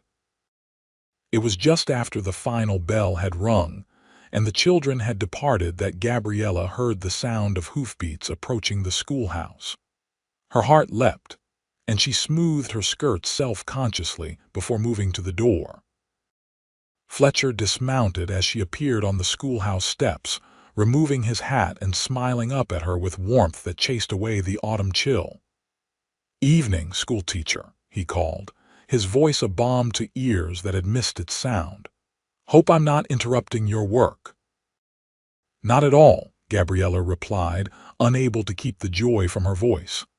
"I was just finishing for the day. You've returned exactly as promised with the first frost." "A Ross keeps his word," Fletcher said simply, climbing the steps to join her. Up close, she could see that the months of hard work had left their mark. His face was leaner, more weathered, with new lines around his eyes. But those eyes still held the same warmth, the same steady regard that had captured her heart. "I've missed you," she admitted, throwing propriety to the wind. "Your letters were a poor substitute for your company, welcome as they were." "I felt the same about yours," Fletcher replied, his expression softening. "Counted the days until I could return." He hesitated, then asked, "Would you walk with me a while? There's something I'd like to show you." "Curious," Gabriella agreed, quickly gathering her shawl and locking up the schoolhouse. Fletcher led his horse, walking beside Gabriella down the main street, and then turning onto a path that led toward the river, not the spot where they had first met, but a place further downstream where a stand of cottonwood trees provided shelter from the wind. As they walked, Fletcher told her more about his time at the ranch, filling in details that hadn't made it into his letters. Gabriella, in turn, shared amusing anecdotes about her students and updates on town events he had missed. The conversation flowed easily, as if their separation had been days rather than months, yet with an underlying current of awareness that something had shifted, deepened between them during their time apart. When they reached the river, Fletcher secured his horse to a low branch and led Gabriella to a spot where a fallen log provided a natural bench overlooking the water. The late afternoon sun cast long shadows across the landscape, and the river itself seemed ablaze with reflected golden light. "It's beautiful here," Gabriella said, taking in the tranquil scene. "I can see why you wanted to show me." "That's not the only reason I brought you here," Fletcher admitted, suddenly seeming uncharacteristically nervous. "This spot, it's special to me. It's part of what I wanted to talk to you about." Intrigued, Gabriella turned her full attention to him. "I'm listening." Fletcher took a deep breath. "While I was away, John Harris and I had several long conversations about the future of the ranch. He's getting older, finding it harder to manage everything. He offered me a partnership not just as foreman but with a stake in the operation." "Fletcher, that's wonderful," Gabriella exclaimed, genuinely pleased for him. "You've certainly earned his trust and respect." "It is a good opportunity," Fletcher agreed, "but I turned him down." Surprised, Gabriella studied his face. "May I ask why? I know how much you respect John, and the Harris Ranch is one of the most successful in the territory." "Because I've found something better," Fletcher said simply. He gestured to the surrounding land. "This, 500 acres along the river with good grazing land, timber for building, and access to water year-round. I've been saving for years, and with the bonus from this year's cattle drive, I had enough to make an offer. The papers were signed yesterday." "It's mine." Understanding dawned on Gabriella. "Your own ranch, the dream you spoke of." Fletcher nodded, a mixture of pride and apprehension in his expression. "It's not much yet, just land and potential. I'll stay on at the Harris place through winter while I build a cabin here, get things ready for spring. It'll be hard work, starting from nothing, but it's mine." "I'm so happy for you," Gabriella said sincerely, reaching out to squeeze his hand. "This is everything you've worked for." "Not everything," Fletcher replied, his voice dropping to a lower register as he turned his hand to clasp hers properly. "Gabriella, I didn't just bring you here to show you the land. I brought you here because I'm hoping it might be a beginning for us too." Her heart began to race as the implication of his words sank in. "Fletcher, I love you," he said simply, the declaration all the more powerful for its directness. "I think I started falling in love with you that first day by the river, when you were at your lowest point but still had such dignity, such strength. Every day since has only deepened those feelings." Tears welled in Gabriella's eyes at the sincerity in his voice. "I love you too," she whispered. "So much more than I thought possible in such a short time." Fletcher's face transformed with joy at her words. He reached into his pocket and withdrew a small, worn velvet box. "This was my grandmother's," he explained, opening it to reveal a simple gold band set with a small but perfect diamond. "I had it sent from Texas. Gabriella Montgomery, would you do me the honor of becoming my wife? Of building a life with me on this land, making a home and a future together?" Though she had begun to suspect the direction of the conversation, the actual proposal still took Gabriella's breath away. She looked from the ring to Fletcher's face, seeing in his eyes all the love, respect, and promise she could ever hope for in a partner. "Yes," she said, her voice clear and certain despite the tears now flowing freely down her cheeks. "Yes, Fletcher, I will marry you." With hands that trembled slightly, Fletcher slipped the ring onto her finger. It fit perfectly, as if it had always been meant for her hand.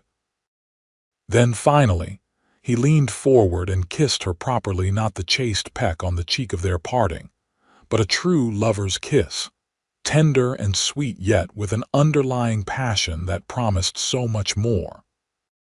When they finally drew apart, both a little breathless, Fletcher rested his forehead against hers. "I can't offer you luxury or an easy life," he said quietly. "Building a ranch from scratch will be challenging, but I promise to love you, respect you, and work every day to make you happy." "I don't want luxury," Gabriella assured him, her hand coming up to caress his bearded cheek. "I want a partner, a purpose, a place to belong. I want you, Fletcher Ross, exactly as you are." They remained by the river until the sun began to set, talking of their future when they would marry, as soon as the pastor could arrange it. Where they would live initially. Fletcher would stay at the Harris Ranch through winter while building their cabin, with Gabriella remaining at the boarding house to fulfill her teaching contract, and how they would balance their respective responsibilities as rancher and teacher. The school board might have concerns about a married teacher, Gabriella acknowledged as they finally began the walk back to town. "It's not uncommon for women to be required to resign their positions upon marriage. Would that disappoint you?" Fletcher asked, his arm around her waist as they walked. Giving up teaching, Gabriella considered the question seriously. "Yes, it would," she admitted. "I love teaching, and I believe I'm making a difference in the children's lives. But," she added, looking up at him with a smile, "I love you more. If I have to choose, I choose our life together." Fletcher shook his head. "I wouldn't ask you to choose. Your teaching is part of who you are, part of what I love about you. We'll find a way to make it work, even if I have to convince every member of that school board individually." His support, so freely and genuinely offered, confirmed for Gabriella that she had made the right decision. This man, who had found her at her lowest moment and helped her rebuild her life without ever making her feel like a charity case, understood her in ways no one else ever had. As they approached the boarding house, lights now glowing warmly in its windows against the gathering dusk, Fletcher stopped and turned to face her. "Should we share our news, or would you prefer to wait?" Gabriella laughed, holding up her hand where his grandmother's ring glinted in the fading light. "Mrs. Harris will spot this the moment we walk through the door. Besides, I'm far too happy to keep it a secret. Let's tell them together." Sure enough, Mrs. Harris noticed the ring immediately upon their entrance. Her delighted exclamation brought the other boarders running from the parlor and dining room, and soon Gabriella and Fletcher found themselves surrounded by well-wishers offering congratulations and asking questions about their plans. Mrs. Harris insisted on opening a bottle of blackberry wine she had been saving for a special occasion, and an impromptu celebration ensued. As Gabriella watched Fletcher chatting easily with the boarders, accepting their good wishes with gracious humility, she was struck again by how completely her life had transformed since that desperate day by the river. From a woman with nothing, no home, no prospects, no hope, she had become a respected teacher, a valued community member, and now the future wife of a man whose kindness, integrity, and strength of character matched her own. The path had been unexpected, filled with challenges and surprises, but standing now in the warm circle of Fletcher's arm as they shared their joy with friends, Gabriella knew she wouldn't change a single step of the journey that had brought her here. The news of their engagement spread quickly through Millbrook, met with general approval, and only a few raised eyebrows at the relatively short duration of their acquaintance. The school board, after an initial moment of concern about losing their teacher, surprised Gabriella by offering continued employment even after her marriage, a progressive stance that Howard Winters attributed to the difficulty of finding qualified teachers willing to live on the frontier. Besides, Mrs. Peyton had added during the meeting where this was discussed, having our school teacher married to a respected rancher will provide stability for the position. We're thinking practically, Miss Montgomery. Fletcher, true to his word, spent the winter months dividing his time between his duties at the Harris Ranch and building their future home on his newly acquired land. Gabriella visited the site whenever weather permitted, watching with growing excitement as the cabin took shape, a sturdy two-room structure to start, with plans for expansion as their needs and resources grew. They were married on a clear, cold day in early December, with the entire town turning out for the ceremony in the small church and the celebration afterward at the Harris boarding house.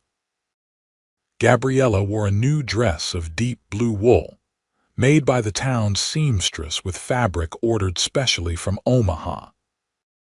Fletcher, almost unrecognizable in a proper suit and with his beard neatly trimmed, looked at her with such love and pride as she walked down the aisle that Gabriella felt her heart might burst with happiness. The winter passed in a pleasant routine, Gabriella teaching during the week while Fletcher worked on their cabin and his duties at the Harris Ranch, their weekends spent together planning for the future. By early spring, the cabin was ready for habitation, furnished simply but comfortably with a combination of items Fletcher had crafted himself and wedding gifts from the community. Moving day came in late March, just as the first signs of green were beginning to appear on the prairie. Fletcher arrived at the boarding house with a wagon for Gabriella's belongings, which had grown considerably since her arrival in Millbrook with just a single trunk. Mrs.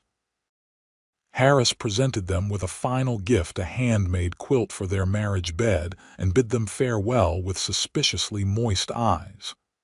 "You'll always have a place here," she told Gabriella as they embraced. "Both of you.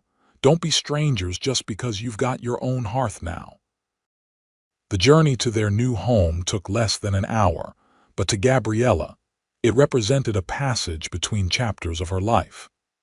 As the cabin came into view, smoke rising cheerfully from its stone chimney, she felt a surge of emotion so powerful it brought tears to her eyes.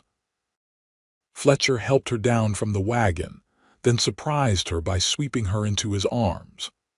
"Welcome home, Mrs. Ross," he said, carrying her across the threshold in the traditional manner. Inside, the cabin was warm and inviting. A fire crackled in the hearth, and Fletcher had arranged their few pieces of furniture with care, the bed along one wall, covered now with Mrs. Harris's quilt, a table and chairs near the fireplace, shelves for Gabriella's books, a rocking chair by the window that overlooked the river. "It's perfect," Gabriella breathed, turning in a slow circle to take it all in. "Absolutely perfect." Fletcher watched her with evident pleasure. "It's just a beginning," he reminded her.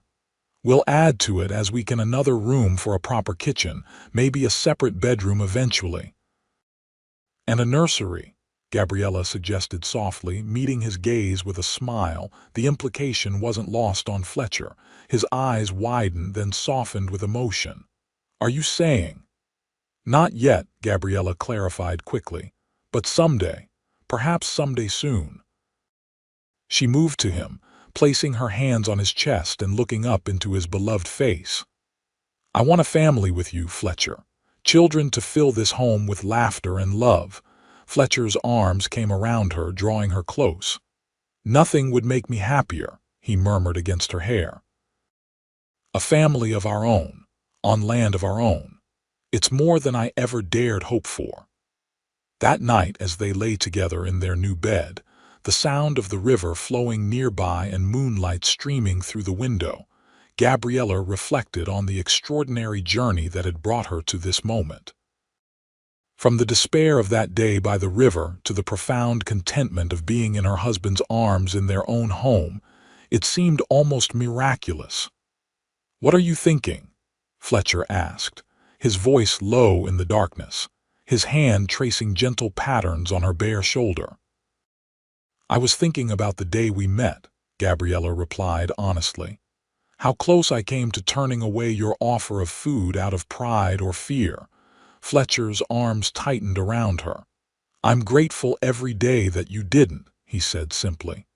"That moment changed everything for me." "For me as well," Gabriella agreed, nestling closer to his warmth. "It's strange to think that sometimes our darkest moments can lead us to our greatest happiness." "Not so strange," Fletcher murmured, pressing a kiss to her temple. "Just the way life works sometimes. The important thing is to recognize the good when it comes and hold on to it with both hands." "Like this," Gabriella said, suiting action to words as she wrapped her arms more securely around him. "Holding on with both hands and never letting go." Fletcher's response was a kiss that expressed more eloquently than words all that was in his heart. And as Gabriella returned it with equal fervor, she knew that whatever challenges the future might hold, the hard work of building a ranch, balancing her teaching with being a rancher's wife, eventually raising children in this wild and beautiful land, they would face them together, with the same strength and determination that had brought them to this moment. From a riverbank meeting born of desperate circumstance had grown a love as vast and enduring as the prairie itself, a love that would sustain them through all the seasons of their life together on the frontier they both now called home.